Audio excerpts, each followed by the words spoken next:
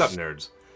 Most of my videos revolve around Tailspire, but I've seen a few other 3D VTTs, so I thought I'd give them a shot, you know? Like, hey, look at that guy. What's his deal? What's he doing over there? What's that thing? So I want to go find out. So I checked out Realm Engine and Game Master Engine, giving them both a little taste. Before I start though, I want to reiterate for everybody that I am just a dumb little guy. I don't know anything about anything, and I'm not a professional anything except for being a professional dumb little guy.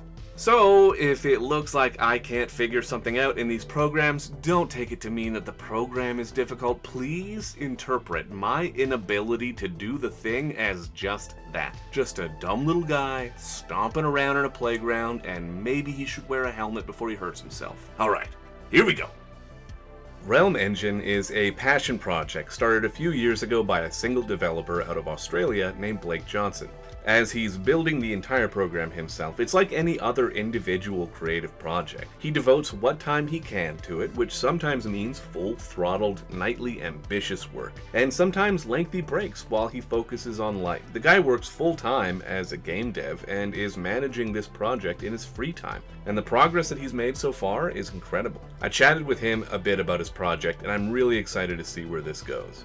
The program is free to play on Steam, with access to the multiplayer beta available through his Patreon, and as he's developing it on his own, he doesn't have any plans to monetize it any further, so it's likely to remain free for the foreseeable future. While I didn't find it especially easy to navigate the controls at first, the combination of the terrain manipulation tool and the Unreal assets clearly give you the opportunity to build some pretty incredible looking maps and scenes. As a standalone visual tool, if you're familiar with the building tools in Unreal, Realm Engine does the trick really well. The top-down camera could be used to capture maps for use in 2D virtual tabletops, and the pre-constructed assets look fantastic from an angled view for the same purpose. Animated minis and props add a new level of flavor to the scenes that you build, and the terrain painting tool works in splotches rather than on a grid, giving you the option to make things look a lot more natural, and blending in the Unreal assets can really make these places look alive. Now, it's obviously still a work in progress, but I'm a huge fan of what Blake has done so far. The dude's working on it alone, so give him some time. And honestly, if it takes another year or another 5, the guy knows what he's doing, and this is definitely worth playing around with and checking up on once in a while to see how it's coming along.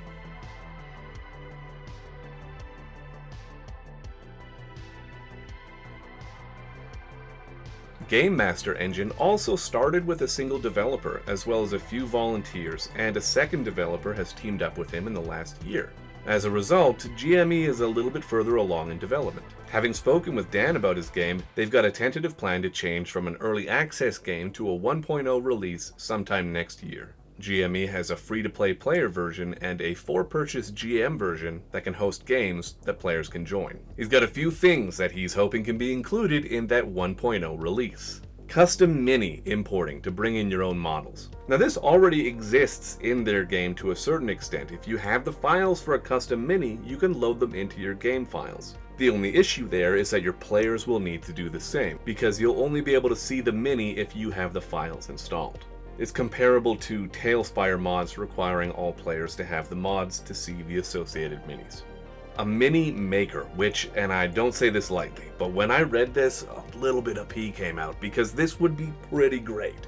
A custom mini maker similar to Hero Forge, so you could just use the program to make your own thingies to fit them into the thingy. Awesome. Landscaping tools similar to what we saw in Realm Engine, as well as workshop integration and more tools for GMs to run games.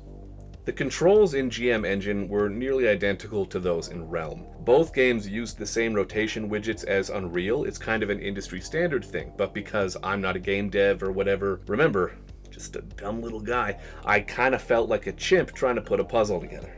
The art here is really nice. The default minis aren't colored in this game yet, but your imported models would be if they're in FBX format. Look at me, using words I don't totally understand, eh? Look at us. So those are the two 3D VTTs that I took a look at. I'm a big fan of both to see where they go, and I like both for different reasons too. I'm going to have a link to both guys' Patreons below, as well as a link to my Discord, because I don't have a Patreon. Anyway, thanks, love you, bye.